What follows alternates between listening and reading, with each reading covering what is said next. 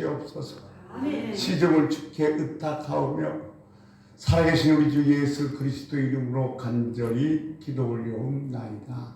아멘. 오늘도 주님의 이름으로 환영하고 사랑하고 축복합니다. 아멘. 사순절 기간입니다만 저희 주기도회에서 같이 얘기해봤다고 오늘 잠은 시간 집중하는 시고, 우리가 성경에서 가장 잘못 오해하기 쉬운 그 관점에 대해서 생각해 보려고 합니다. 어느 분이 이런 얘기 하더라고요. 오래 살고 싶으세요? 웃으세요. 돈 잘 벌고 싶으세요? 웃으세요. 죽으면 웃지를 못합니다. 우리 3월 첫 주 웃으면서 시작해 봅시다. 아멘. 저 따라 사문해 보실래요? 개구리 뒷다리.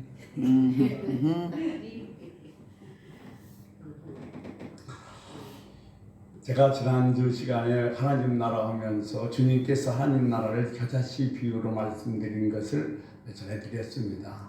겨자씨는 아주 작은 것의 대명사인데 1년에 1.2m 또는 2.7m 정도 자라서 나무가 돼서 많은 새들이 와서 기쁩니다.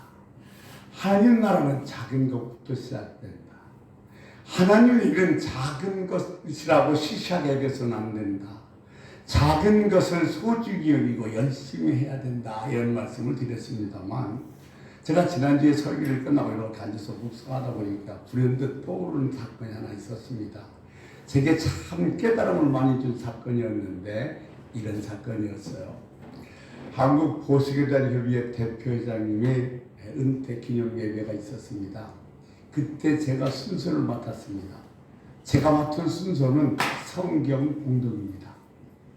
근데 성경 구절은 딱 한 구절, 요한계시록 1장 20절 말씀이었습니다. 제가 그 기념 예배에 참석해서 순서가 돼서 이 강대상에 올라와서 성경 한 구절을 봉독하고 내려왔습니다. 그리고 예배가 마친 다음에 식사 시간에 대해서 밥을 이렇게 식사를 하고 있는데 목사 두세 분이 제 앞에서 앉더니 하는 말이 이렇게 말씀하시는 겁니다. 목사님, 오늘 은혜가 됐습니다.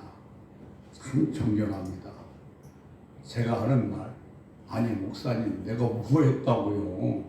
성경 한 구절 읽고 내려왔는데 뭐가 은혜가 되고 뭐가 존경합니까? 라고 말씀드렸더니 그 목사님들이 하는 말, 사실 목사님은 여러 가지 그 위치로 와서 설교를 해도 상관이 없는 분인데 설교 한 구절을 봉독하기 위해서 이 안양까지 왔다는 게 내가 너무너무 감동이 됐고 존경스러워졌고 그 말씀 한 구절 봉독하는데 많은 은혜가 됐습니다.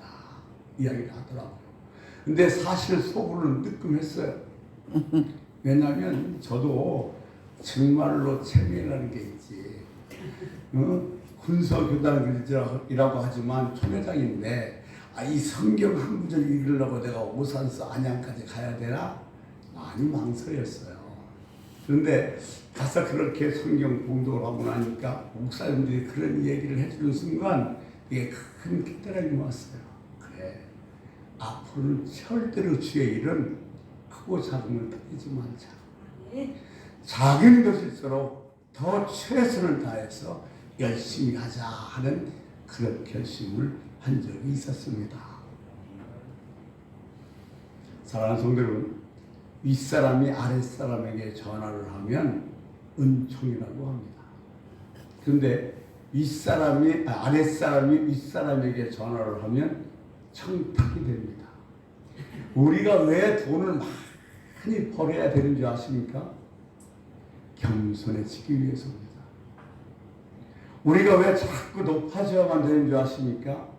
은총을 베풀기 위해서입니다.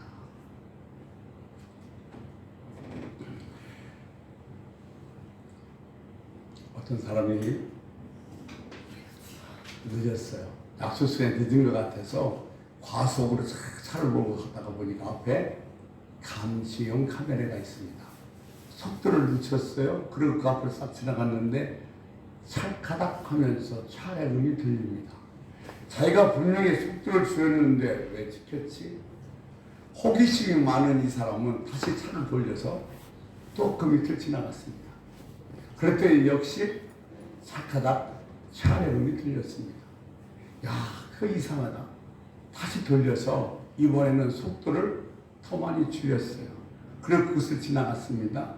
그런데 역시 사카닥 차례음이 들린 겁니다. 약속 시간이 뭐 늦을까 싶어서 그냥 갔습니다. 그리고 며칠 후에 벌칙 금융기가 곧이서 3장이 날라왔습니다. 그런데 벌칙 그 내용은 속도 위반이 아니라 안전벨트 미착용이었습니다.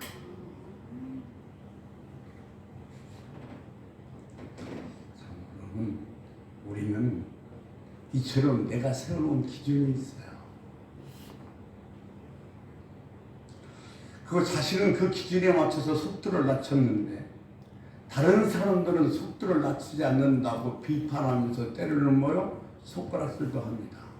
그런데 하나님의 기준과 하나님의 관점은 속도가 아니라 안전벨트 착용 여부라는 거예요. 이처럼 우리가 신앙생활할 때에 우리 관점이 잘못돼서 내가 하나님 말씀을 잘못된 관점으로 이해해서 얼마나 많은 오해들이 발생하는지 모릅니다. 그 대표적인 예가 오늘 우리가 읽었던 본문 요셉의 이야기입니다. 요셉 인기 짱입니다. 목사님들 그리고 예수 믿는 사람들이 자녀들 이름 중에서 요셉이라는 이름이 상당히 많습니다. 외국에 가면 우리나라의 영철이처럼 요셉이라는 이름이 흔해 빠졌습니다. 왜 부모들이 자녀 이름을 요셉이라고 지었을까요? 요셉처럼 꿈의 사람이 되라고 아마 그 이름을 붙였을 것입니다. 근데 요셉의 꿈을 좀 더 정확하게 말씀드리면 요셉의 꿈이 아니라 하나님의 꿈, 하나님의 비전이었습니다. 우리가 이 성경 퀴즈를 할 때 보면 꿈 얘기가 나오면 반드시 그 답은 요셉입니다. 그런데 요셉이 요셉 될 수 있었던 것은 과연 꿈 때문이었을까요? 꿈보다 더한 그 어떤 것이 있었던 것입니다. 사실 여러분, 요셉 나이 17세에 그런 꿈 정도는 안 꿔본 사람이 있겠습니까? 요셉과 관련된 성경 구절을 찾아보면 꿈이라는 단어보다도 형통이라는 단어가 훨씬 더 많이 나와 있음을 우리는 알 수 있습니다. 그 대표적인 구절로 세 구절만 우리가 한번 보겠습니다만 창세기 39장 2절 말씀 우리 같이 읽습니다. 여호와께서 요셉과 함께 하심으로 그가 형통한 자가 되어 그의 주인 애굽 사람의 집에 있으니 형통한 자가 돼요. 3절입니다. 그의 집 주인이 여호와께서 그와 함께 하심을 보며 또 여호와께서 그의 범사에 형통하게 하심을 보았더라. 범사에 형통하게 하심을 보았더라. 이제 39장 23절에 가면 요셉이 감옥에 갇혔을 때 이야기입니다. 같이 읽습니다. 간수장은 그의 손에 맡긴 것을 무엇이든지 살펴보지 아니하였으니 이는 여호와께서 요셉과 함께 하심이라.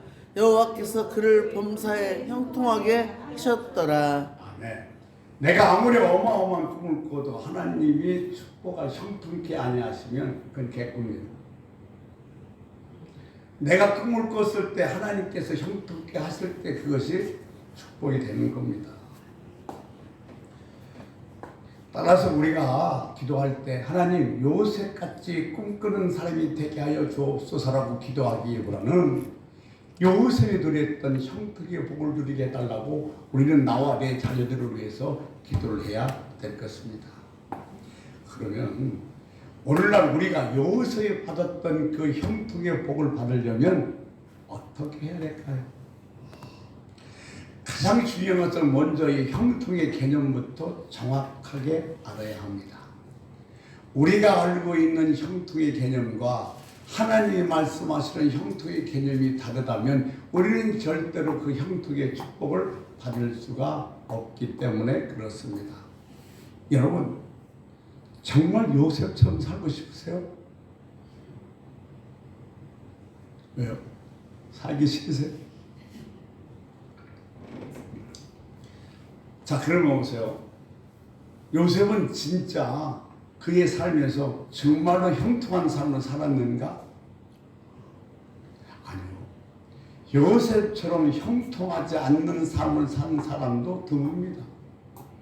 그는 어렸을 땐 형들부터 핍박을 받았고 때로는 구박을 받았고 웅덩이에 갇혀서 죽을 뻔했고 거기서 괜시리 살아서 타국으로 종살이로 팔려나가게 됩니다. 거기에서 이제 가정 총무가 돼서 좀 살만해지나 했더니 요셉의 인생을 방해하는 사람이 나타납니다. 그가 바로 누구냐면 보디발의 아내입니다. 성경에 보면 요셉의 용모는 아주 빼어났고 아름답다고 기록해 놨습니다. 그러니까 그 빼어나고 아름다운 모습을 보고 이 보디발의 아내가 매일같이 요셉을 유혹하는 겁니다. 그런데 요셉은 절대로 그 여자와 함께 있기를 원하지 않았습니다. 그러던 어느 날 보디발의 아내가 뭐라고 하냐면 집에 아무도 없다. 나랑 동침하자고 적극적으로 이 요셉을 유혹합니다. 창세기 39장 11절 12절 말씀에 보면 요셉이 시무하러 그 집에 들어가자 그 집은 사람이 하나도 없으니 그 여인이 요셉의 옷을 잡고 나랑 동침하다고 적극적으로 유혹을 합니다. 그러자 요셉이 잡혔던 그 옷을 치워 던져버리고 그 자리를 도망쳐 나옵니다. 여기서 우리가 하나 발견할 수 있는 것은 하나님이 그 안에 있는 사람과 없는 사람의 차이입니다. 이 안에 하나님이 없는 사람은 뭐만 보는가 하면 눈에 보이는 것만 봅니다. 그러니까 지금 보디발의 안에는 아무도 없다. 너랑 나랑 단둘이다. 나랑 모여 동침하자고 얘기를 합니다. 여러분 보이지는 않지만 하나님이 살아계심을 믿으시기 바랍니다. 아멘. 여러분 하나님 살아계셔요. 이 하나님을 날마다 의식하며 살아야 됩니다. 하나님이 느껴지지 않으면 하나님이 살아계심이 의식되지 않으면 아버지 불러보세요. 사실 요셉은 나이 그 나이에 외국으로 팔려와서 외롭고 쓸쓸하고 고독하기 짝이 없습니다. 100% 그 보디발의 아내의 유혹에 넘어갈 수밖에 없는 상황입니다. 그런데 그 보디발의 적극적 유혹을 어떻게 뿌리치는가 하면 창세기 3장 9절에 보면 내가 어찌 큰 악을 행하여 하나님께 죄를 지으리까 아주 멋진 말을 남기면서 보디발의 아이 적극적인 유혹을 거절합니다.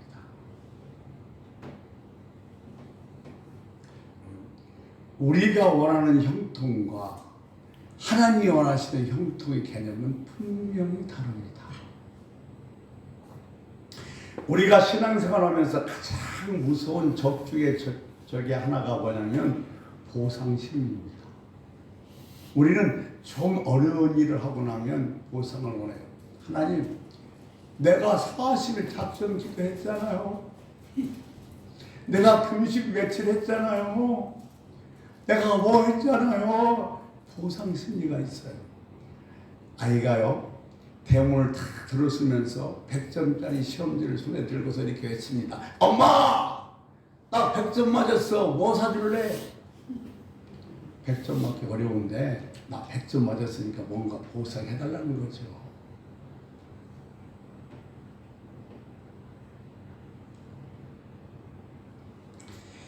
근데 이 보상심리는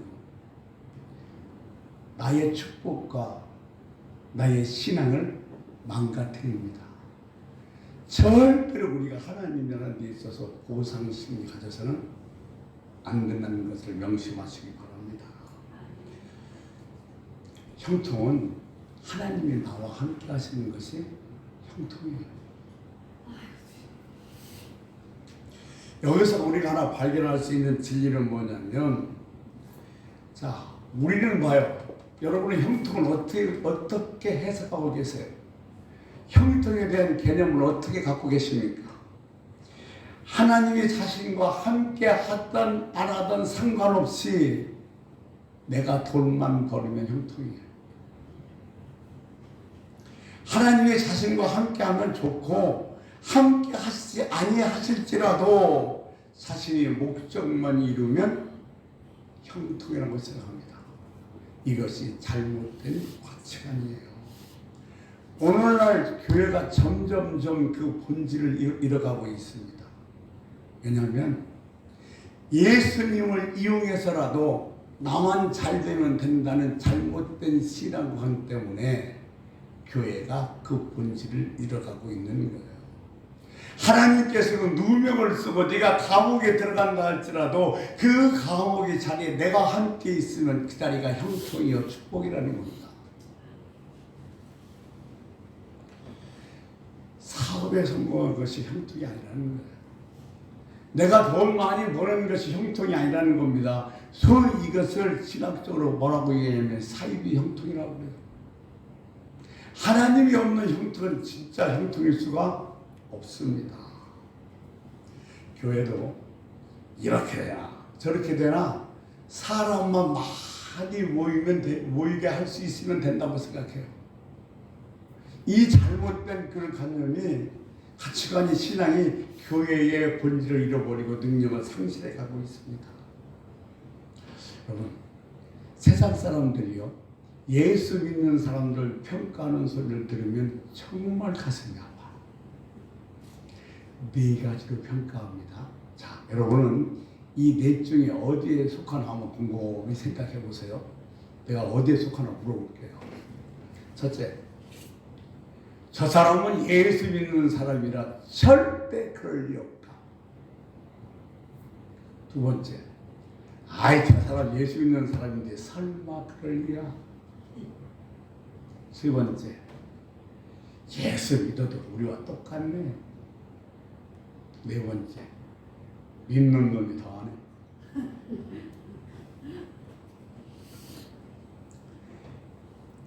예수 믿는 사람들이요 얼마나 성공에 집착하는지 세상 사람과 똑같이 뇌물도 주고 탈세도 하면서 거기다가 예수 이름을 빌려서 기원까지 한다는 거예요.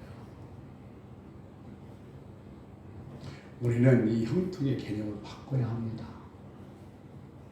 우리가 대궐 같은 집에서 호의호식하고 사는 것이 형통이 아니래요. 하나님이 나와 함께 하시는 것, 하나님이 내 일을 경험하는 것, 하나님이 나와 동행하시는 것, 그것이 형통이라고 우리 하나님께서는 말씀하고 계신 겁니다. 요즘 우리가 사는 시대는 너무도 외적인 것에 치중되어 있어요. 너무나 그래요.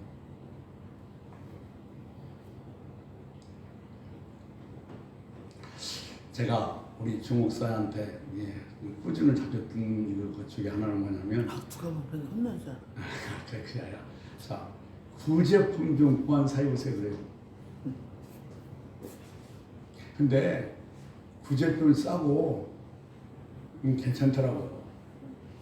그때는 제가 몸이 이게 허리가 44였으니까 기성품이 거의 없었고 되게 맞춰야 되는데 비싸요. 근데 그건 싸서 참 사 입었는데 제발 저러지 말라고 핀살을 많이 들었습니다만 오늘날 교회도요 정말로 너무 크게 치중되어 있어요. 아니요, 1부, 2부로 나눠드리면 지금 교회도 괜찮아요. 그런데 우리 교회는 이만큼 부흥해서 이만큼 큰 교회야. 우리 면에서 제일 커, 우리 구에서 제일 커, 제일 화려해요. 이것을 내세우다 보니까 겉으로만 웅장하고 화려해졌어. 사람이든 교회든 겉모습에 치중하기 시작하면 내부는 무너지게 되어 있는 겁니다. 저는요 한국 목자독교 선교회에서 여러 가지 행사를 합니다.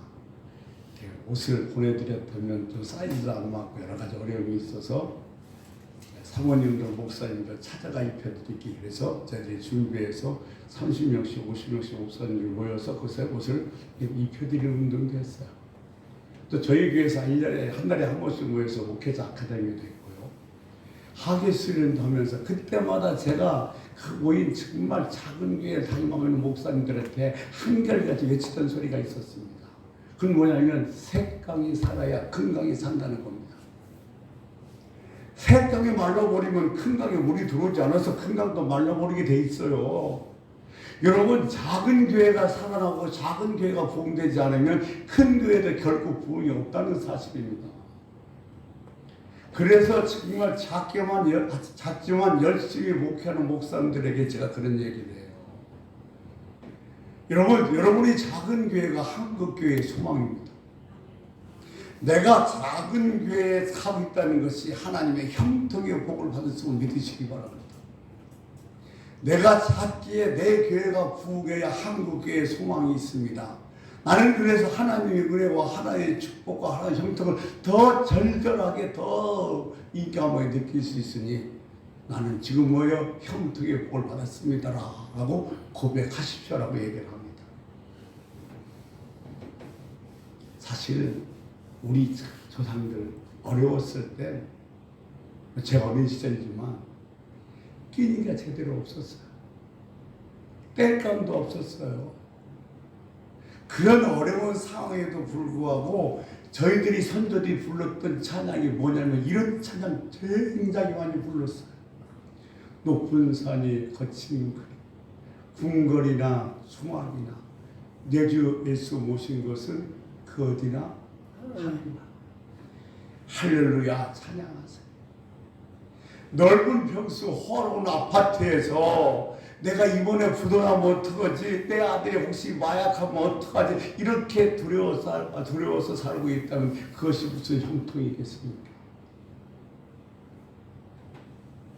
정말 단칸바늘 새박이지만 하나님의 내주하심을 경험하고 하나님의 인도하심을 경험한다면 그것이 바로 형통한 자리고 축복이 아니겠습니까? 여러분, 솔직하게 어느 인생을 원하십니까? 불안에 떨면서도 호화로운 아파트 평수, 아니면 내 마음이 편안하면서 하나님과 내지하며 동행하는 그런 집 어디를 원하십니까? 신명기 28장 13절에 보면 하나님께서 이런 이스라엘 백성들에게 했어요. 뭐라고 축복하셨냐면 머리가 될지언정 꼬리가 되지 않게 하신다고 했어요. 제가 그 말씀 참 좋아했었어요. 그래서 기도할 때마다 하나님 머리 될지언정 꼬리는 되게 하지 마옵소서 정말 많이 기도했어요.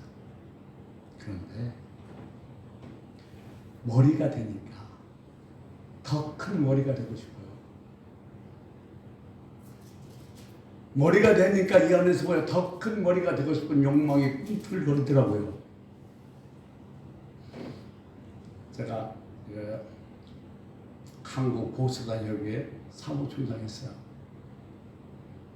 근데 이 안에서 어떤 욕망이 꿈틀거리냐면 대표회장 하고 싶은 욕망이 꿈틀거려요. 사실 우리가 기도하면서 이 나라와 이 민족을 위해서 선교사들을 위해서 또 그리고 민족 복음을 위해서 기도해야 됩니다. 그러면 뭐라고 하시는 줄 아세요?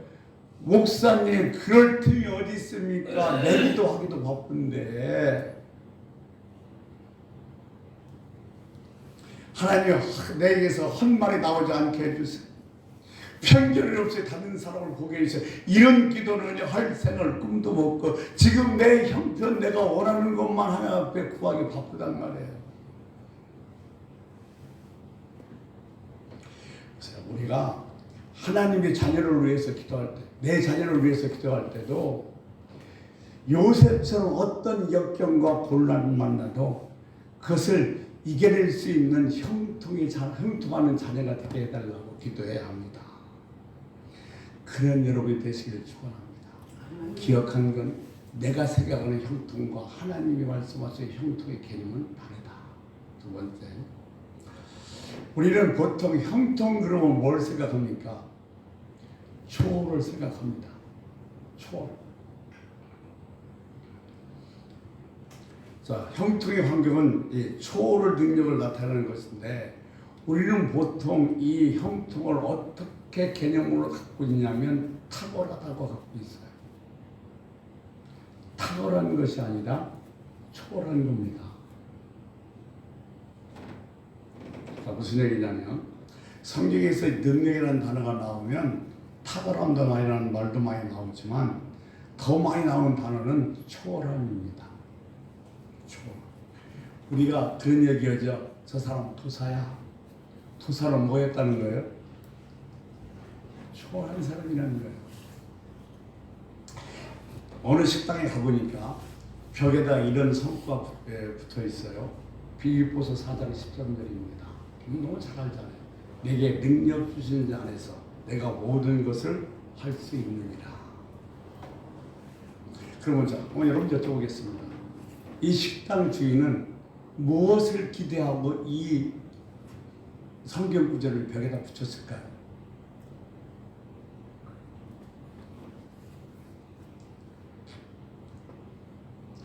이분은 능력이라는 것을 탁월하다고 생각하면서 거기다 붙였어요. 이 빌립보서 4장 13절 말씀을 식당 벽에다 붙여놓은 이유는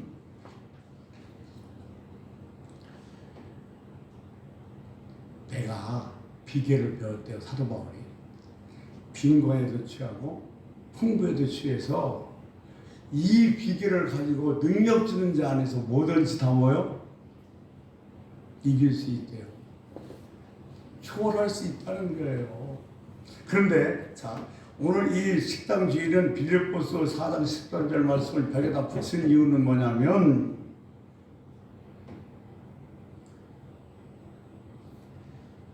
다른 식당들은 다 망해도 우리 식당은 잘 된다라는 의미를 붙여놨어요. 근데 원래 그 사도 바울이 했던 빌립보서 4장 13절의 말씀은 뭐냐면 내가 빈곤에도 취했고 풍부에도 취해서 일제의 비결을 배웠기 때문에 나는 아무 것이나 상관없이 환경을 초월할 수 있다는 거거든요. 그런 의미인데 지금 이 식당 주인은 우리 다른 식당은 다 망해도 우리 식당은 결코 망하지 않는다. 그런 의미에서 붙여놓은 거예요. 자, 비슷한 에피소드가 하나 있어요. 가족 4사람이 아버지, 엄마, 그리고 오빠하고 동생, 여동생하고 넷이 식당에 식사하러 갔어요. 근데 식당 벽에다가 새우 뭉치마라고 이렇게 글씨가 붙어, 사자성어가 붙어 있었어요. 그러니까 어린 동생이 그것을 보고 있다가 한참 새우 뭉치마 사다가 오빠한테 물어봅니다. 오빠, 저게 무슨 뜻이야? 그랬더니 오빠가 공고 쳐다보다가 뒤 글자는 쉬운데 앞 글자가 어렵다. 기와는 쉬운데 세우는 어렵대요. 그러면서 하는 말은 야, 남기지 말해. 자, 우리는 이런 식으로 한 부분만 보고 전체를 오해할 때가 많아요. 성경도 우리가 그렇게 볼 때가 너무도 많이 있다는 겁니다. 자, 하나만 더 예를 들어보면 보세요, 여러분. 욥기서 8장 7절에 보면 내 시작은 미약했으나 나중은 창대하리라고 했어요. 그러니까 참 예수 믿는 사람들이 좋아하는 성경 구절이에요. 내가 시작했으니 하나님이 뭐 하시겠다는 거예요? 창대하게 하시겠다는 거예요. 할렐루야. 그런데 여러분 그 앞 구절 그리고 6장 7절 말씀에 뭐라고 되어 있냐면 하나님을 찾고 또 청결하고 정직하면 내 시작은 미약하나 나중에 한다는 말씀이에요. 내가 예수 믿고 시작했으니 무조건 하나님이 나중에 창대하게 잘 될 거야, 잘 되게 해주실 거야 이 말이 아니라 내가 하나님을 찾고 내가 정직하고 내가 청결할 때 비로소 시작은 작지만 하나님이 창대하게 만들어 주신다는 말씀입니다. 그러니까 우리는 절대로 우리들이 개념에서 우리들이 기준으로 하나님 말씀을 해석하거나 봐서는 안 될 줄로 믿습니다. 자꾸 성경 구절에 나오는 능력을 초월이 아니라 탁월함으로만 해석하다 보니까 이런 부작용이 나타나는 겁니다. 어느 여학생 하나가 초등학교 1학년부터 고등학교 1학년까지 전교 1등을 한 번도 놓친 적이 없어요. 근데 고등학교 2학년 되면서 전교 2등을 했습니다. 근데 사실은 보통 사람들에겐 전교 2등도 꿈의 등수예요. 그런데 이 여학생에게는 수치심으로 다가왔어요. 내가 2등을 하다니. 결국 그 수치심 때문에 견딜 수 없어서 자살을 시도했으나 이수에 그치고 말았어요.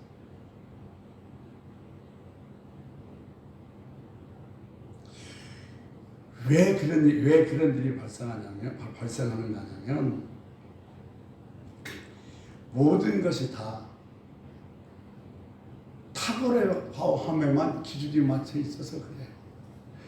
안 될 때나 못할 때나 잘할 때나 못할 때나 다 그것을 모여 초월해야 되는데 나는 무조건 다른 사람보다 탁월해야 된다는 여기에 초점이 맞춰져 있으니까 그런 부작용이 생기는 겁니다. 사랑하는 성도 여러분, 요한의 특이한 점이 뭐라고 생각하십니까? 요한의 특이한 점은 뭐냐면 상처가 없다는 거예요. 보세요. 형들한테 그렇게 구박당했어요. 팔려갔어요. 죽을 뻔했어요. 또 정말 욕을 뿌리쳤어요. 잘했다고 상도 못 줄 망정 뭐요? 감옥에 갔어요. 그런 어려움을 겪었을 망정 요셉에게는 상처가 없었다는 겁니다. 매우 중요해요. 나를 뭐가 망가뜨리냐면 내가 받은 상처가 나를 망가뜨려요. 상처를 받으면 누구만 손해냐면 상처 받은 나만 손해예요. 그러면 이게 요셉이 상처를 안 받았던 이유는 뭐냐면 그런 진정한 형통한 복을 들었기 때문에 그래요. 장애인을 둔 엄마가 있어요. 딸아이가 장애가 있으니까 학교만 가면 아이들한테 뭐요? 놀림당해요. 언어 폭력을 당해요. 그래서 집에만 돌아오면 울어요. 상처받았다. 글이 대표되니까 어머니가 뭐라고 얘기하냐면 야! 너는 상처를 준다고 주는 걸 그대로 다 받아갖고 오냐? 내일 가서 상처 다 돌려주고 와. 여러분 이 말 이해가 돼요?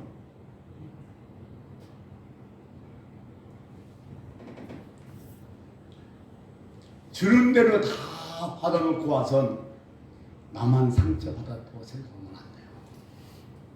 그게 나를 얼마나 나를 자존감을 갖고 나를 얼마나 못나게 만드는지 몰라요. 형통의 개념은 축복의 개념이 이 탁월이 아니라 초월이라는 개념으로 바꿔질 수 있어야 됩니다. 그러니까 우리들 오해대 조상은 이런 소위 그 초월하는 능력이 상당히 많이 있었던 것 같아요. 먹을 것이 없고 뗄감이 없어 할지라도 우리 마음속에 있는 평강을 절대로 빼앗기지 않았어요. 그런데 보세요. 지금 얼마나 그때에 비해서 잘 살고 있습니까? 우리 어린 시절에 비하면 지금 차고 넘칩니다. 근데 매일 많은 사람들이 하는 소리 무슨 소리냐면 나는 상처받았대. 나는 날마다 부족하다고 얘기하고 있어요. 이거 왜 그러냐면 오늘날 사는 많은 사람들이 소위 형통을 사이비 형통을 원하기 때문에 그런 부작용이 생기는 겁니다. 하나님 보세요.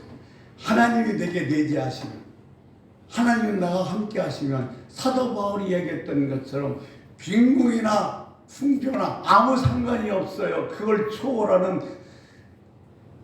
능력이 내게 생기기 때문에 그렇습니다. 여러분 형통은 초월입니다. 이 초월할 수 있는 능력을 가지시기를 주님으로 축원합니다. 마지막 이 형통은 하나님께서 말씀하신 형통은 다른 사람에게 이 형통을 복을 받아들이게 하는 이득이 있어야 돼요. 내가 형통하면 그 형통의 열매는 나만 먹고 떨어지는 게 아니에요. 다른 사람도 그 형통의 복을 누릴 수 있도록 만들어 주는 것이 하나님이 말씀하신 형통이에요. 그런데 보세요. 세상에서 말하는 형통은 다 누구에게 집착되냐면 내 자신에게 집착됩니다. 근데 성경에서 말하는 형통은 내가 이 형통을 받으면 이 복을 다른 사람에게 내주게 되어 있어요. 이것이 진짜 형통의 복이라는 겁니다. 나 때문에 내가 복 받으면 나 때문에 그 복을 받아 누리는 수혜자가 있어야 된다니까요. 창세기 39장 5절에 보면 그가 요셉에게 자기 집과 그의 모든 소유물을 주관하게 한 때부터 여호와께서 요셉을 위하여 애굽 사람의 집에 복을 내리심으로 여호와의 복이 그의 집과 밭에 있는 모든 소유에 미치니라. 지금 요셉에 복을 주신다면 누구에게 복을 줘야 돼요? 요셉에게 복을 주는데 지금 누구의 집과 누구의 집에 그 사람에게 복을 주십니까? 요셉에게 복을 주니까 애굽 사람과 애굽 사람의 모든 소유까지도 모여 그 복이 임하게 되어진다는 겁니다.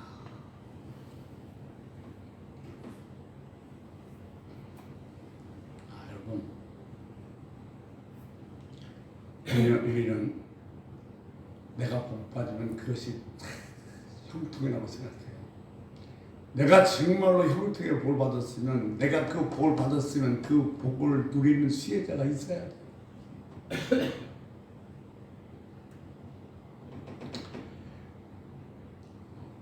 오늘 우리가 신앙생활 동원하도 좀 뭐라 그럴까 어긋난 신앙생활하고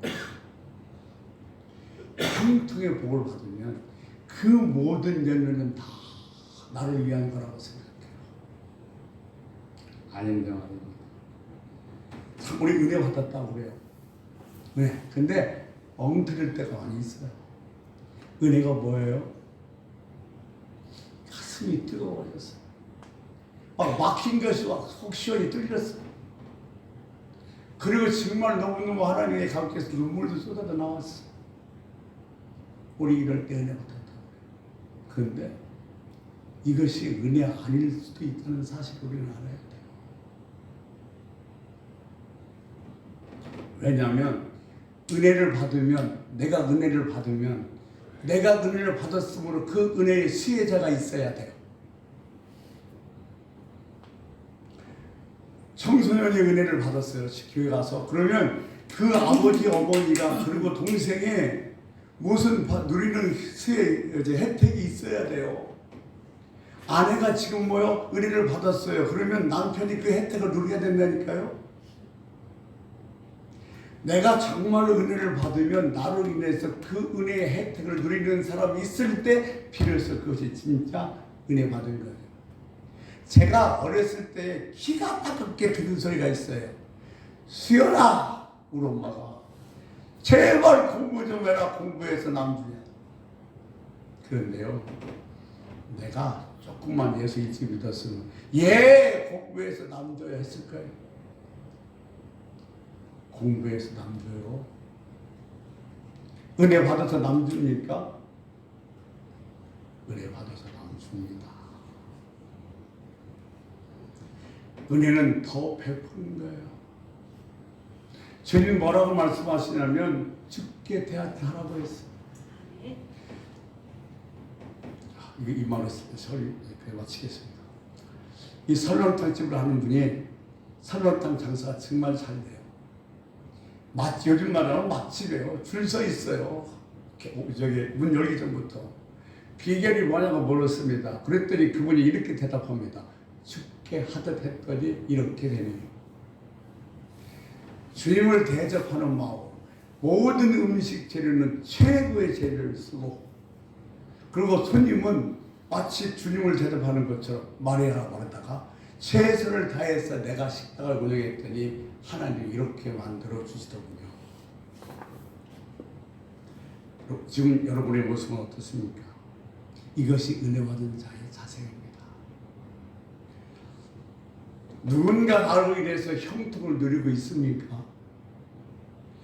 여러분, 참 내가 며느리라면 참 나 때문에 우리 집 시집이 정말로 복받는 시집이 돼야 되고, 내가 예수 믿는 사람인데 골치 아픈 며느리가 돼서는 안 돼요. 정말 내가 은혜를 받았으면은 은혜 받는 그 수혜자가 있어야 돼요. 내가 은혜 받았으면 그걸 누리는 수혜자가 있어야 됩니다. 우리나라에 기독교가 막 들어왔을 때 다 하위층 계층이 믿었어요. 종, 모습 이런들이 다 예수 믿었어요. 근데 마부가 예수를 믿었어요. 그래서 이제 주인에게 예수를 전해야 되는데 모처럼 기회가 없어요. 근데 어느 날 기회가 왔습니다. 이 주인이 왕손인데 모시고 지방을 가게 됐어요. 지방을 가면서 이제 넌지시 마부가 왕손인 주인에게 얘기합니다. 아, 주인님, 예수 믿으시죠? 그랬어요. 그랬더니 주인이 하는 말이, 야 이놈아, 예수 믿으면 쌍놈이 양반되냐?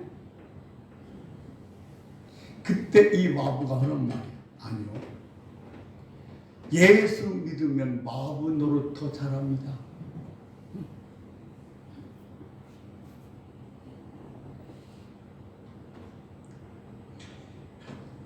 우리가 오늘날 하나님께 투정하듯 구하는 것이 무엇입니까? 나 이렇게 잘 믿는데, 나 이렇게 잘하는데 나 왕손 좀 시켜주세요, 이거 아니에요?